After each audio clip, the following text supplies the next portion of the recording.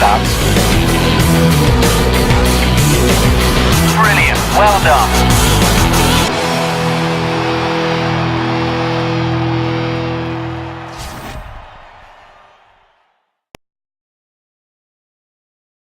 Welcome to the first developer diary for F1 2011.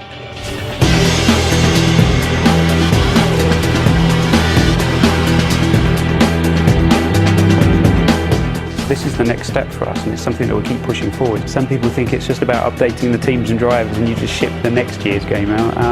It's nothing like that at all. There's a stack of new things in there. Multiplayer is a big focus for us in 2011. I think it's one of the important things that we have to try and capture this year is get more people involved in playing online. We've moved up to 16 players online this year and full grids, full 24-car grids. Co-op championship mode, that's a huge thing. Being able to play with a teammates, one of your pals throughout a season.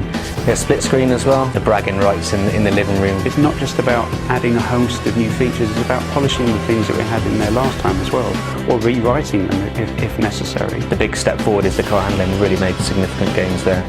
The AI is now much more capable of making decisions, making intelligent decisions. We're all experiencing this 2011 season for the first time, and these elements are really bringing so much more to the strategy and the racing. Such a better experience in terms of racing round. When do you deploy your curves? When, are you in the DRS zone? The tyre strategy elements. I mean, it's all really going to play into a much more complete experience this year.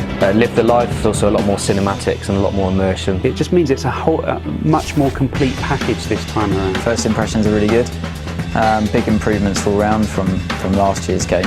The physics, graphics, it seems a lot more real. It's a massive improvement over F1 2010. Really looking forward to its release.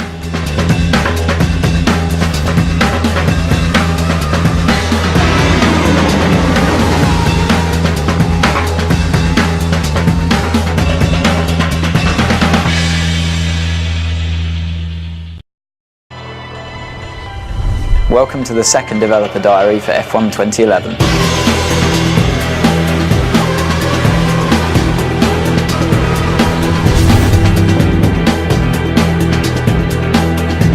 A lot of the feedback that we got on the 2010 title was that the handling is very good. For me, that's obviously the thing I want to try and correct as much as possible and improve. It's not a case of transferring what we'd learned from 10 and just putting it back into 11. The suspension has changed completely. The aero's been updated. You can feel more involved with the car now. So the fundamental race experience is different now for qualifying than it is for the race. Qualifying's about those golden 2 laps, getting it right, hanging the car out there, really pushing it, really attacking the curbs, which you couldn't do last year. You can in 11.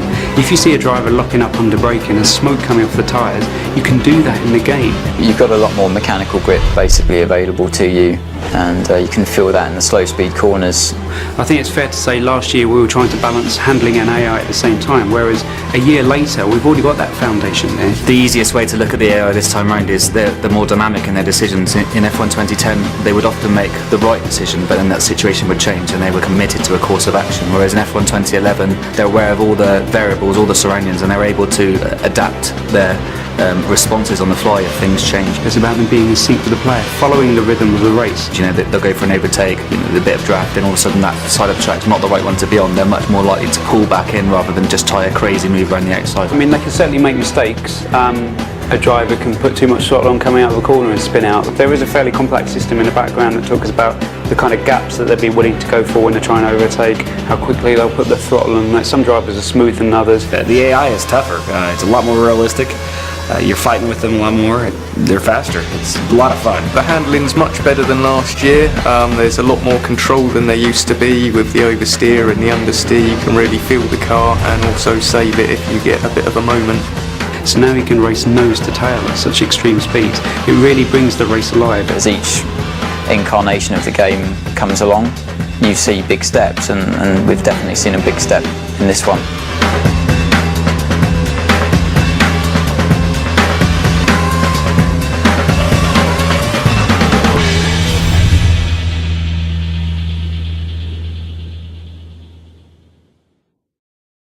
Oh, I'm a gummy bear. Yes, I'm a gummy bear.